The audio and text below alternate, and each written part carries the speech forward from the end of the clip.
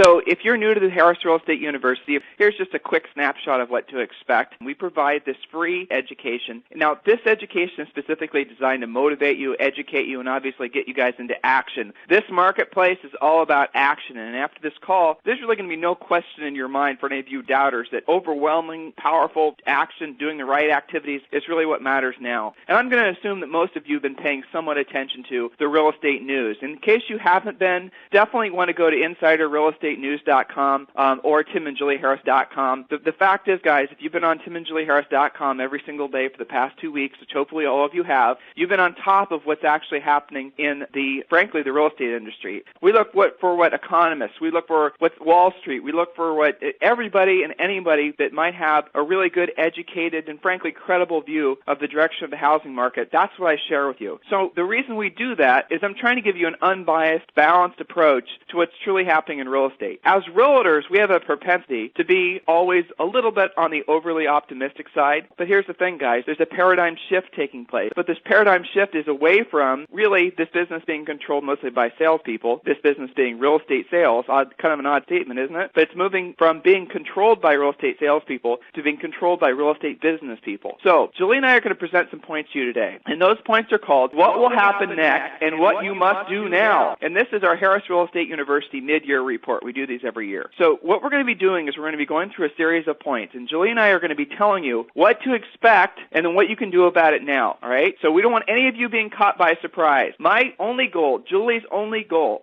everyone at our university's only goal is to make it so no matter what happens in the real estate business, market picks up, market slows down, you guys are way ahead of the curve so you're prepared, so you're not caught by surprise, so you're not having those agonizing months with no closings and no income. Our goal is to make it so you guys actually have successful real estate businesses. You know, a lot of people ask, well, Tim, why aren't you and Julie more real estate industry proponents? You guys report on what we see or what a lot of people translate as doom and gloom. Well, we don't look at it that way. We just report on the facts, and then we count on our clients, our students, to actually be business people and use that information, the facts, so that they can make money, okay? Right? I mean, guys, you don't just have to make money when the market's going up. You can make money when the market's going down. Think of the stockbrokers. They don't just all quit when the market's down. Yeah. Julie and I used to live next door to a guy that was a stock picker. He was one of these guys who stayed home in front of 14 computer monitors all day. And I remember, one of the last times the stock market crashed, hearing this guy like hooping and hollering.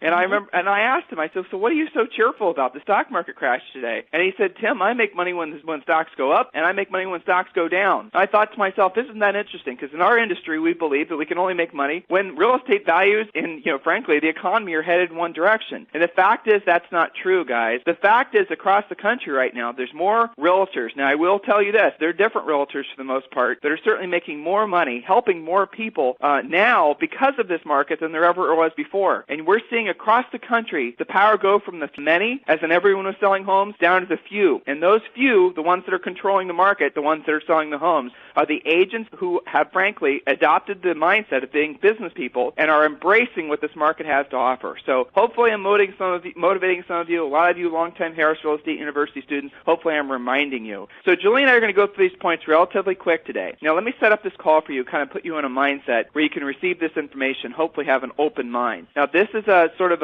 I think a mental positioning game that Julie and I play occasionally just to help everyone kind of get on board with us about the information we're about to deliver. So I'm going to challenge you guys to take this next little bit seriously, mentally and emotionally maybe even. So here it is. We're all jumping in a time machine right now, right? So you and me and Julie, we're all jumping into this little time machine. You can, pretend it's Doctor Who's phone booth, or you can think of it however you want to think of it. But the fact is we're going in a time machine. And this time machine has preset so that we're going to land 6 months to the day in the future. So it's going to be 6 months, going to be, basically the beginning of August, end of July. 6 months from now. I was thinking a year from now. 6 months from now. So it's basically going to be the end of the year. It's going to be going into the new year, okay? So I want you to be with me on this little thought here. So we're jumping 6 months in advance. So we're in the machine. Now we just land in the future. And now we only have maybe 15 or 20 minutes in the future to have a look around. We don't have that much time. We're just taking a little snapshot, a real quick tour of what 6 months looks like. Now, obviously, because of the fact that, we're obviously trying to do well in real estate, we want to help folks, we want to make money, we want our business to be successful. What we pay attention to when we land 6 months from now are the headlines in the newspapers. We grab the nearest computer and we read the headlines on maybe timandjulieharris.com. We're actually trying to do some exploration as to what exactly is happening in the real estate market 6 months from now, okay? Now, what Julie and I are going to do is we're going to read you the headlines. We're going to read you what we discover with you in that time machine. The point here is you have an opportunity now to have a very clear look into the future 6 months from now. Jules and I are going to give you the points. We're going to tell you what we see. Remember, we're in the time machine at 6 months from now. We're actually now having the ability to look around, read newspapers, front of USA Today, front of New York Times, Inman news features. We take a glance at active rain and we read what the realtors are talking about on active rain. Okay, we're only in the future for maybe 15, 20 minutes, maybe a half hour, and then we come back to today. Let's gather as much information as we can and let's build a plan, okay? That's what this call is all about. Julie and I are trying to give you the information the best we can to prepare you for what's coming next so none of you are caught by surprise. Julie? All right, so our first headline, and we're going to give you the headlines, a little bit of discussion about it. And again, the point is to educate and motivate you about what's coming, what's happening. We're in the time machine. This is a 6 months fast forward. And then we're going to say what to do about it. So this isn't just, hey, here's some great points. We're also, after every headline, every point, going to say, here's what you need to be doing now. So the first point is what, Tim, you kind of coined this phrase, and we'll have to explain this one. It's called the constipated python. It's a double-dip housing recession. What do you mean, constipated python? What's that all about? Well, so that was kind of a funny thing. I got a lot of attention on Active Brain for that. So people usually say the pig that ate the python, or the python. Well, either way.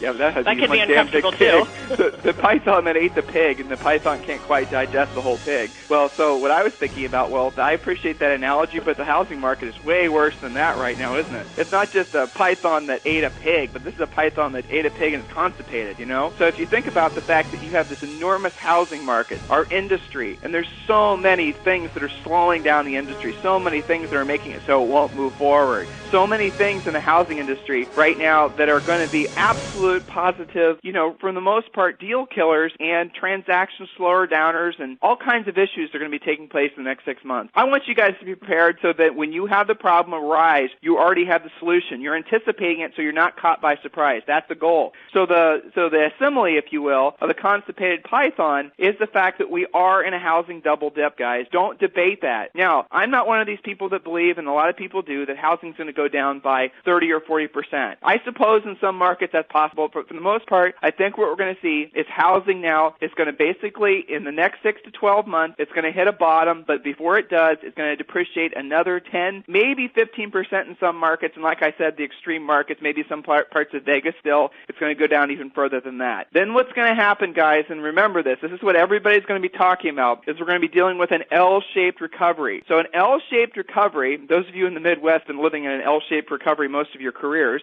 is when basically, just like it sounds, remember the python? Well, the python is now slithered out into the sun, and he's trying to digest, the excessive amount of food he's eaten, right? And so that's the L-shape. It's a long, slow, protracted, barely noticeable. Occasionally, you see a little bit of appreciation. Fairly flat. Fairly flat. And the word recovery is almost kind of I think it's a misnomer. The fact is that we're just not going to have a lot of drama. Well, the lack of decline may feel a little bit like a recovery because the steepness of the decline has stopped, but we're not going to have that V-shape, bounce right back. We're right back in the boom. Everything's great. And some people and guys, Julie and I are not real estate gurus, so please do not put us in that bucket. But I know some other real estate gurus are basically preaching that there's going to be an L or a V-shaped recovery. V being like, imagine bouncing a ball hits the ground, bounces back up. In other words, quick reappreciation. It's not going to happen. I mean, an argument a year and a half, 2 years ago could have been hypothetically made for that happening, but it's not going to happen, so don't look for it. So here's what's going to happen. Next, as far as, the constipated python, you guys can reuse that. Just give us credit for it. It is a double-dip housing recession. The debate is over. The housing market is in a double dip. Prices are falling, not as much as before, but falling. Stabilization of any sort is nowhere near. Remember, guys, this is 6 months from now. Remember, we're in the time machine. We're reading the headlines. Biggest drops happening in homes over $729,000. Biggest price drops are happening in the luxury distressed property area. FHA loan limits make it so those folks are having a harder harder time getting mortgages. Homes that were $1.2 million are now dropping prices below $729 so that buyers can get a loan. Okay, so I'm sorry, homes that are priced, $1 to $2 million are now intentionally dropping their price below that $729 loan limit so that they can open up the house to more potential buyers. Now, what's that going to do, guys? We're going to talk about that in a second. As we see more of these luxury distressed type properties, the former jumbo mortgage type homes, as we see those homes lose value, what's going to happen to the rest of the market? So we're going to talk about that in a second. So what do you do now, Julie? Well, so what do you do now? Quit listening to and believing, some of you that's just in your head, about this V-shaped recovery. We always tell this story about we were looking at an investment property in Orange County, California. It was a little open house, and I think it was about $799, and the house was kind of a mess. We weren't interested. We were walking out the door, and as we did, the agent yelled out towards us down the street, "The next time you see it, it'll be over $1 million." No, that would be somebody believing a V-shaped recovery. That's unrealistic, and you're starting to not sound very professional if you continue to talk like that. So, what do? Prepare yourself now mentally, emotionally, and most importantly, financially, because that affects you emotionally and mentally. Right size your business plan, your expectations, and your financial obligations. One of our neighbors he works at a car dealer. He's talking about how people are right-sizing their car payments. They're going from mid-size to maybe the size down, keeping their car payments reasonable. Keep your business plan reasonable. Revamp things when you need to revamp them. Some of you have been concentrating on whenever there's expired, you, quote, only go after the high end. Some of you are in that little mindset. If you know that the high end's getting hit hard and you know that the lower end is selling better because there's more loans and more people there, then you're going to concentrate on that. So what to do? Prepare yourself mentally, emotionally, and financially. Point number 2, guys, this is the next headline we see. Foreclosures are now prime time. Kind of tying into the first point. I'm going to go through this one relatively quick. These headlines are from yesterday's news, guys. Ready for this? Confirming foreclosures have shot up 425% since 2008. Guys, this is from yesterday's news, all right? So you can imagine how bad it's going to be in 6 months. Okay, jumbo, ready for this one? Jumbo prime loan foreclosures, not Fannie or Freddie backs. Remember, these guys are jumbo, have increased, ready for this number? I checked this number because I didn't believe my original source. 600%. The downward spiral in pricing pressure caused more price depreciation in lesser expensive housing stock. More depreciation ravages what's left of the home equity holdout. Now, here's interesting information for you guys. You see, this information is being tossed around, so I've made it really simple for you to understand. 50% of all the homes in the United States are owned in some form. There's no loan on them, no mortgage. They're true homeowners opposed to debt holders, just to put it into a different perspective. Now, of the 50% of the folks that have a mortgage, 25% of those people currently are upside down. Now, Julie and I predicted it was, and I'm not patting ourselves in the back, just stating a fact, well over 2 years ago that before this housing mess was done, that something like 50% of all the homeowners would be upside down. Well, we're there. But here's what's going to happen, guys, in 6 months. When we're in this time machine, we're reading the headline, 75% of all homeowners are upside down. As these luxury distressed properties hit the market, and in your community, maybe you're one of the agents that sells these types of houses. Julie and I were when we were in Columbus. When those houses depreciate, that's going to put downward pressure on what would normally have been the feeder or the move-up neighborhood. Previously equity sellers. That's right. And then what's going to happen is it's going to, just as the dominoes fall, it's going to wipe out the remaining equity for a lot of homeowners who are marginal right now, the guys that just barely are breaking even. And I know a lot of you are dealing with sellers every day, that if the home sells for the exact right price, then you're going to actually get out of this house without having to write a check or doing a short sale. 6 months from now, guys, that's all going to be over. For those of you who have equity sellers, you need to impress upon them the importance that they need to get out and get out now and get out fast. Get while the getting's good. Point number 3, Julie. Point number 3, or headline number 3, is called Sink or Swim. What does this mean? No more government housing stimulus. NAR said recently, quote, "We will let housing stand on its own and see how it does. 6 months from now, we'll know that it's fallen." What does this mean? Sink or swim? Well, a lot of people have been holding out for the next government program. Those are over, guys. What do you do now? Stop holding your breath for the next bailout. You're killing too many brain cells holding your breath for that. This is how it's going to be. Exactly. To Julie's point, she just said it perfectly. Guys, don't wait for another bailout. Don't wait for another another program. Don't let your potential sellers, your prospects, wait for another bailout. It's not going to happen. NAR said it. Again, Julie and I we look for the National Association of Realtors for leadership in our industry. You know, you guys, if you're not really familiar with what NAR does for our industry, I mean, it's incredible. They do so many behind-the-scenes things, and I'm going to say this straight up. If it wasn't for the National Association of Realtors, I am 100% confident the realtors would have been almost completely dealt out of the housing process when it comes to foreclosures and short sales.